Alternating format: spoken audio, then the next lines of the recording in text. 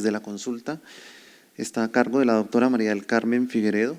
La doctora Figueredo es médica, especialista en medicina interna y en gastroenterología de la Pontificia Universidad Javeriana, con maestría en bioética también de la Pontificia Universidad Javeriana, profesora clínica adjunta de medicina interna de la Universidad Javeriana y gastroenteróloga en la unidad de gastroenterología del Hospital San Ignacio.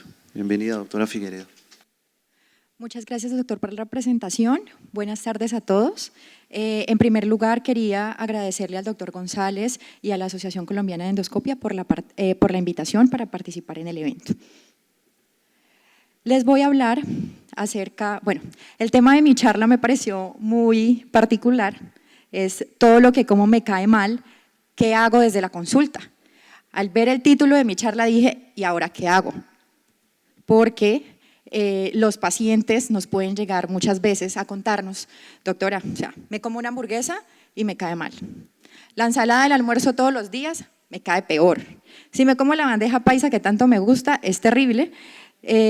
Si como queso, leche, es fatal. Y tenemos los pacientes que incluso nos dicen, hasta el agua me cae mal, doctora, ¿qué hago? Y la pregunta es recíproca para nosotros. ¿Qué hago desde la consulta? Entonces, el primer paso que debemos realizar es definir cuál es el síntoma que está presentando nuestro paciente. ¿A qué se refiere cuando dice todo me cae mal? El paciente puede tener dolor abdominal, llenura postprandial, distensión, bloating, regurgitación e incluso diarrea. Luego de esta pequeña introducción, transformamos el enfoque y les voy a hablar sobre el síndrome de intestino irritable. Hago una aclaración y no todos los pacientes a los que todo les cae mal tienen síndrome de intestino irritable y podemos encontrar algunos otros trastornos del eje intestino-cerebro que estén sobrepuestos o asociados. No tengo ningún conflicto de interés y este es el contenido que vamos a manejar durante la charla. Entonces, el síndrome de intestino irritable es una enfermedad crónica debilitante que se considera altamente prevalente y es un motivo de consulta frecuente en nuestra consulta de gastroenterología. Tiene un impacto considerable en la calidad de vida de los pacientes y se encuentra asociado con comorbilidad psicológica. Está asociado con ausentismo y con presentismo. Ausentismo es los pacientes tienen aproximadamente 13 días de incapacidad como tal, no asisten a su trabajo y el presentismo hace referencia a aquellos pacientes que no tienen la misma productividad laboral asociada a la presencia y la persistencia de los síntomas.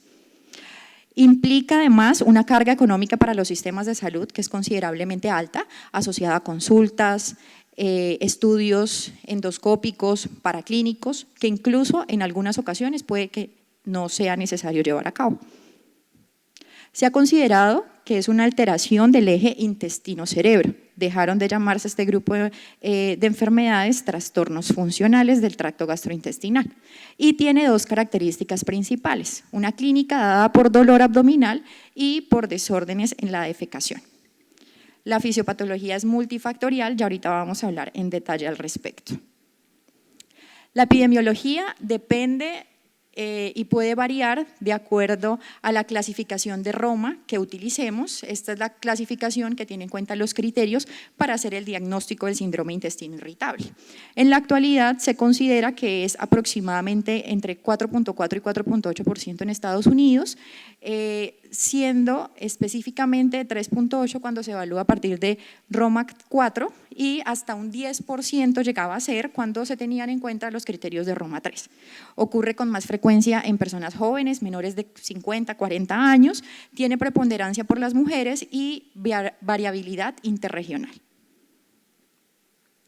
Esta fue una evaluación de la prevalencia basada en bases de datos nacionales en Estados Unidos, Canadá y Reino Unido, en la cual querían establecer cuál era la prevalencia de los trastornos funcionales o relacionados con la interacción del eje intestino-cerebro y encontraron que 1 de cada 4 adultos en estos, tanto en Estados Unidos como en Canadá y en Reino Unido, tenían alguno de los 6 trastornos funcionales que se habían descrito, y acá el síndrome de intestino irritable llegó a ser hasta del 4.6%, llegando a ser la mitad de la prevalencia comparado cuando se evaluaba a partir de la clasificación de Roma 3. En esta gráfica desglosan los subtipos de síndrome de intestino irritable de acuerdo a la clasificación, y podemos ver una preponderancia en las diferentes regiones del síndrome de intestino irritable de predominio diarrea y mixto. ¿Cuál es la diferencia? Porque tenemos la mitad de los diagnósticos realizados en la actualidad con la clasificación, con los criterios de Roma 4, porque estos son más sensibles, pero un poco menos específicos, y dejan de lado el criterio del bloating para hacer el diagnóstico. Esta es otra evaluación de la prevalencia y la carga de los trastornos funcionales basados en los criterios de Roma. Evaluaron 73.000 pacientes de 33 países y 6 continentes y encontraron que aproximadamente el 20% de los pacientes tenían un trastorno funcional. Acá podemos ver la variabilidad que hay. Ellos hicieron encuestas para hacer la evaluación de los síntomas, algunas a través de internet y otras con entrevistas personales o con la combinación de ambas, y cuando se evaluaba a través de encuestas virtuales era hasta cercana al 4% de la prevalencia y bajaba hasta 1.5% cuando era presencial. Para destacar, más frecuente en mujeres, 1.6 veces más frecuente en mujeres. Eso quiere decir que van a haber 3 mujeres con síndrome de intestino irritable por cada hombre, y resaltar que es más frecuente en pacientes menores de 40 años. Acá podemos destacar las diferencias regionales que se encuentran. Entonces, en Canadá, con Roma 4, un 4.2% de prevalencia, en China 1.4%, y en Colombia, que fue evaluado solamente a partir de criterios de Roma 4, un 4.3%. Respecto a la fisiopatología, entonces tenemos que esta es compleja y multifactorial, que va a ocurrir en un individuo que está genéticamente predispuesto y en el que van a ocurrir algunos desencadenantes, pueden ser múltiples, estresores psicosociales, alguna infección microbiana, que nos va a llevar a que se produzca una retroalimentación bidireccional en el eje intestino-cerebro que nos lleve a diferentes cambios. Entonces vamos a tener, por ejemplo, va a haber disbiosis, ese microbioma se nos va a alterar, se nos va a afectar el tránsito intestinal, vamos a tener por activación en el sistema nervioso central hipersensibilidad visceral, alteración en la motilidad gastrointestinal, disfunción inmune, permeabilidad intestinal. Todo esto pues nos va a perpetuar la respuesta inflamatoria. Respecto al diagnóstico, entonces, un énfasis importante es que se basa en la clínica, en la historia clínica y en el examen físico que le realicemos al paciente, en los síntomas, específicamente teniendo en cuenta los criterios para el momento de Roma 4, y un punto muy importante es la ausencia de signos de alarma. Se debe realizar un diagnóstico positivo. En la medida de lo posible, realizar la menor cantidad de estudios paraclínicos complementarios posibles. El síndrome de intestino irritable no es un diagnóstico de exclusión, no tengo que hacer pruebas para descartar. Y ya vamos a hablar ahorita más adelante de cómo debemos hacer la evaluación cuando algún paciente tenga signos de alarma.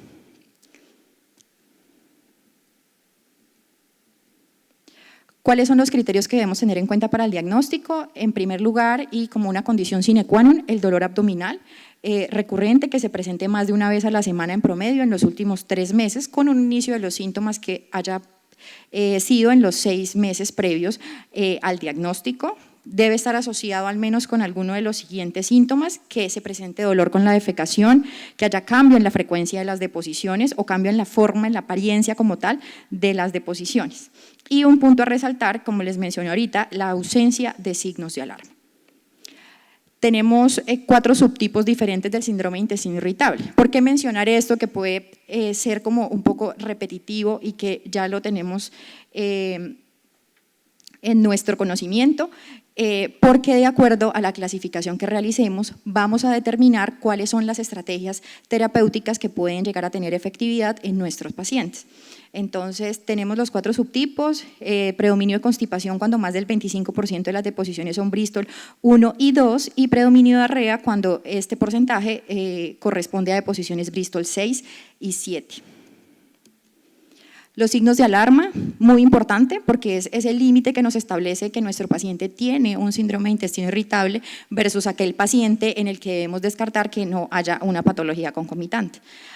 Los pacientes de más de 50 años que no tengan estudios endoscópicos previos y que tengan las manifestaciones clínicas previamente descritas, que haya un cambio reciente en el hábito intestinal, que el paciente tenga un sangrado manifiesto por melenas o hematoquesia, que haya anemia por déficit de hierro, sangre oculta positiva, una pérdida de peso que no sea intencionada, dolor que ocurra durante las noches, el antecedente familiar de cáncer colorectal o de enfermedad inflamatoria intestinal y la evidencia, el examen físico de una masa abdominal palpable o de linfadenopatía.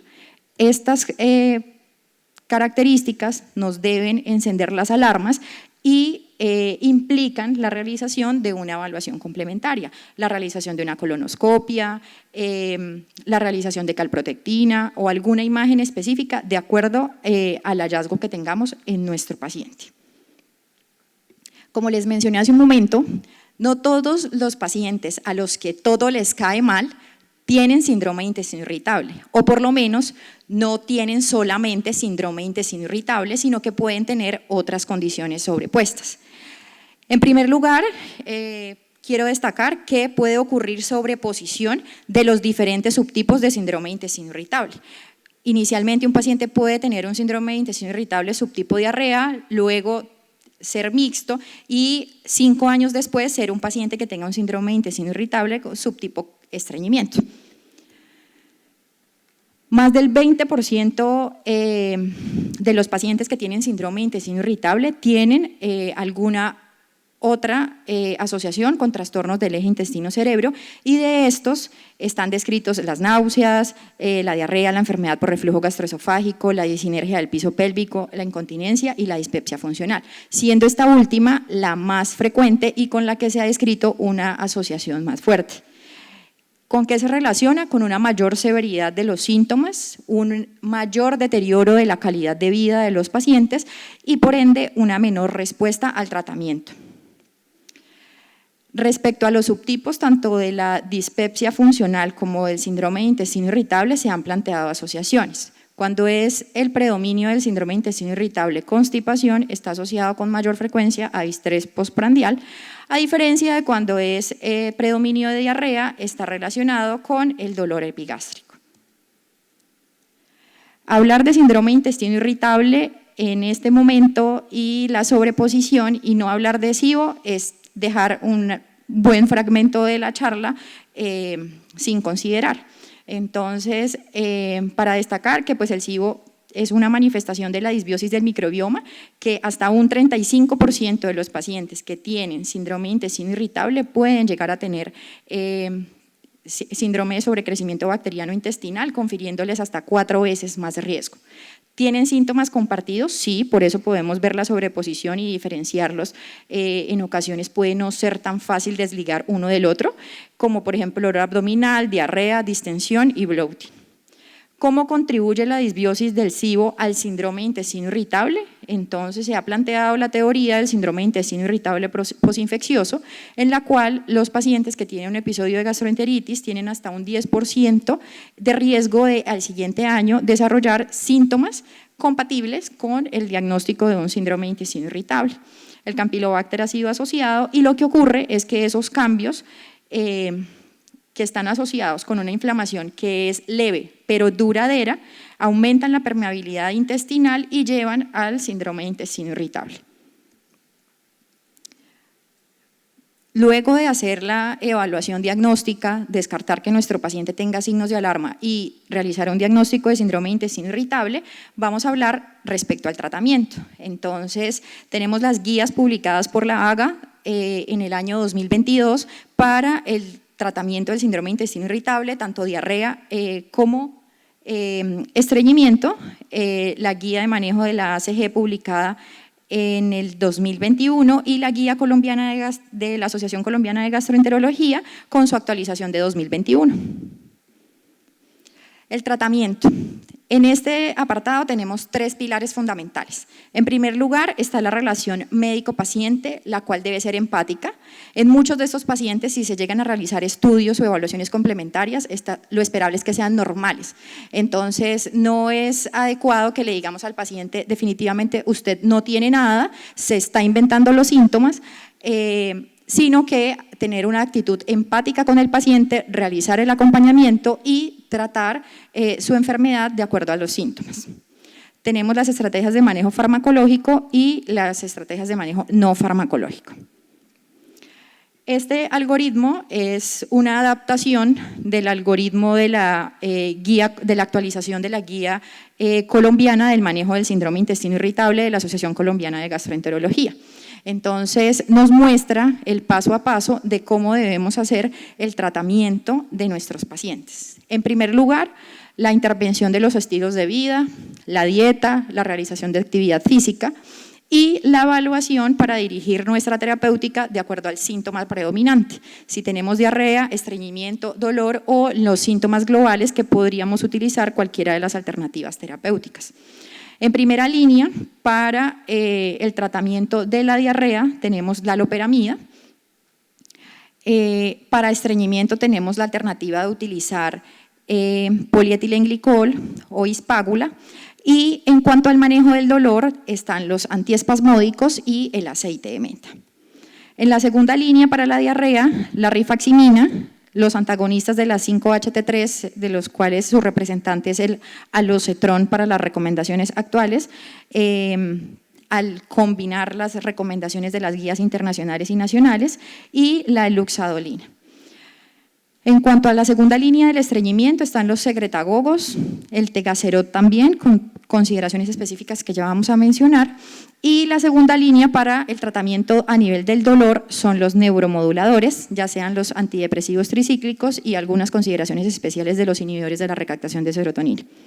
La psicoterapia la dejamos como una medida transversal al tratamiento independientemente de los síntomas que tenga el paciente, principalmente la psicoterapia conductiva conductual, también se pueden hacer intervenciones como terapia de relajación o la psicoterapia psicodinámica. Respecto a la dieta, entonces es fundamental que el paciente aprenda a identificar cuáles son los desencadenantes específicos de los síntomas y pues esto es muy relevante para determinar estrategias de tratamiento y mejoría de los síntomas.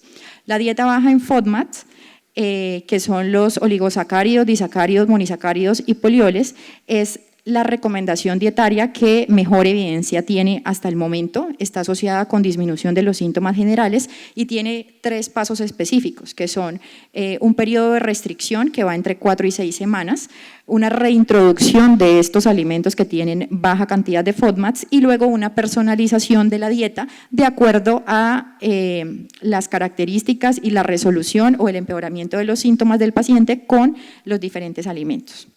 La dieta baja en FODMAP se ha asociado con una reducción de hasta más de 50 puntos en la escala de evaluación de calidad de vida de los pacientes con síndrome de intestino irritable y una mejoría hasta el 62% comparada con 40% en aquellos pacientes que reciben consejería en cambios de dietas tradicionales. La dieta libre en gluten. Muchos pacientes pues en la actualidad nos preguntan sobre la utilidad de esta y realmente los resultados y la evidencia no es conclusiva, estos son mixtos y hasta un 68% de los pacientes, a pesar de hacer una dieta libre en gluten, no tienen un adecuado control de los síntomas. Importante destacar que las intervenciones dietarias son de bajo riesgo, pero pueden conducir a una rápida y marcada alteración del microbioma.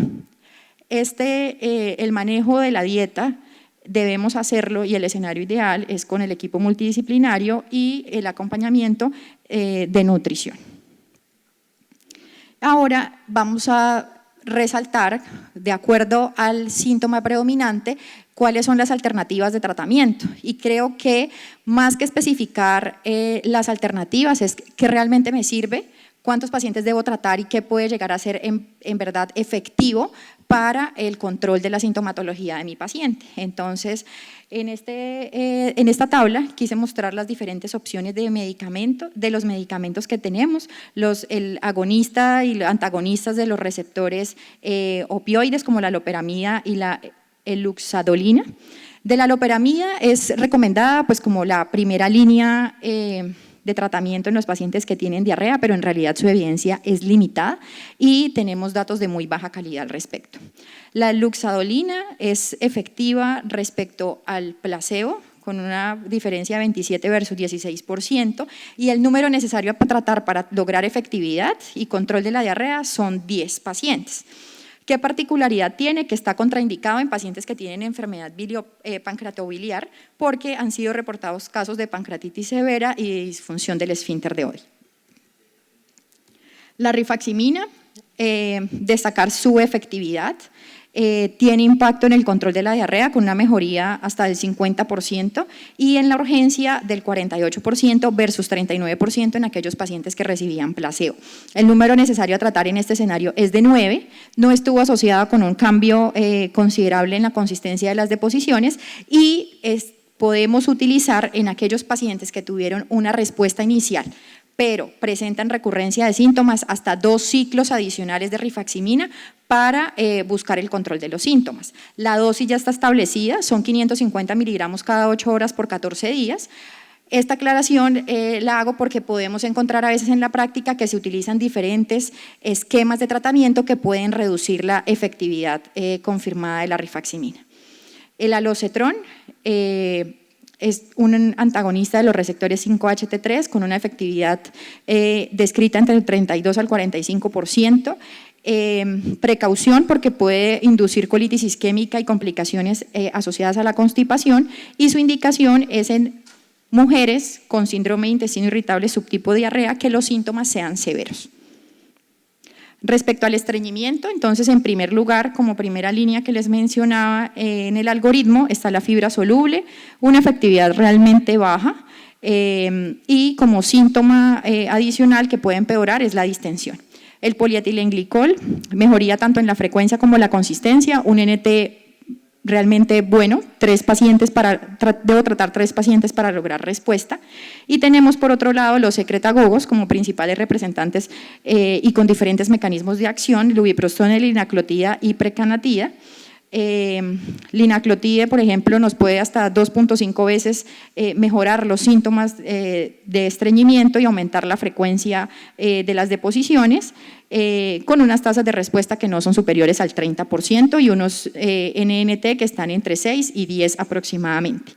El tecaserot había sido retirado del mercado, pero fue reintroducido nuevamente para utilizar con precaución para utilizarlo, mejor dicho, en mujeres menores de 65 años que no tengan antecedentes de eventos cardiovasculares. Su tasa de efectividad es de un 35% y la mejoría en la frecuencia de las deposiciones puede ser hasta un 65%. Finalmente, para el manejo del dolor, tenemos los antiespasmódicos y los neuromoduladores. Los antiespasmódicos son un grupo muy grande de medicamentos, aproximadamente 12, cuyas tasas de efectividad oscilan entre el 50 y el 70%. Y el número necesario a tratar aproximado es entre 3 a 5 pacientes para lograr respuesta. Específicamente, otilonio y pinaverio, por ejemplo, se ha encontrado que tiene una mayor efectividad en diarrea con un buen perfil de seguridad. Y para destacar, el aceite de menta tiene un número necesario a tratar de 3 y nos ayuda a normalización del tiempo del tránsito orocecal. Los neuromoduladores, como les mencioné, 2 grupos, antidepresivos tricíclicos con una efectividad hasta del 57%, con un número necesario a tratar de 4.5. Estos se deben evitar específicamente en el paciente que tenga dolor y que tenga estreñimiento como síntoma asociado. Y la guía de la ACG sugiere una recomendación en contra del uso de los inhibidores selectivos de la recaptación de serotonina y pues específicamente se deben evitar en el contexto de diarrea. Finalmente, la psicoterapia cognitivo-conductual y la hipnoterapia han mostrado mejoría de la severidad de los síntomas. Acá no tenemos datos tan objetivos como con los medicamentos, pero están asociadas con mejoría de la severidad de esto, y la intervención de los factores cognitivos y afectivos que impulsan la experiencia de los síntomas puede ayudar a un mejor control de la sintomatología. La forma como se percibe, se interpreta y se regula la información procedente del intestino y la retroalimentación que vamos a dar a nivel del sistema nervioso central. Tiene menor efectividad cuando hay comorbilidad mental asociada y va a permitir que los pacientes tengan flexibilidad, aceptación y autoeficiencia de sus síntomas. Finalmente, los probióticos, realmente para este momento no puedo decir una recomendación a favor y en contra, los resultados son divergentes en las guías, algunas sí los aprueban, otras no, y en revisiones sistemáticas y metaanálisis se han mostrado un efecto limitado superior al placebo. Múltiples cepas y especies de Bifidobacterium han tenido mejoría en los síntomas globales, los lactobacilos están asociados con reducción de la distensión, la flatulencia y mejoría en la calidad de vida, pero se ha encontrado que no se puede extrapolar los resultados de una cepa a otra y decir que todas son equivalentes. Como mensajes finales, para resolver la pregunta de la charla, ¿qué hago desde la consulta? ¿Qué le ofrezco al paciente? Un enfoque individualizado. No todos los pacientes que tienen síntomas parecidos tienen la misma enfermedad ni el mismo sustrato asociado. Debo realizar un diagnóstico adecuado de acuerdo a la clínica y, si tenemos signos de alarma, una evaluación complementaria acorde a esta, una relación médico-paciente que sea efectiva, un manejo multidisciplinario, nutrición, gastroenterología, estrategias farmacológicas, no farmacológicas, ofrecerles la alternativa de la psicoterapia que puede tener un impacto significativo en sus síntomas y no descartar la sobreposición con otros síndromes. Muchas gracias.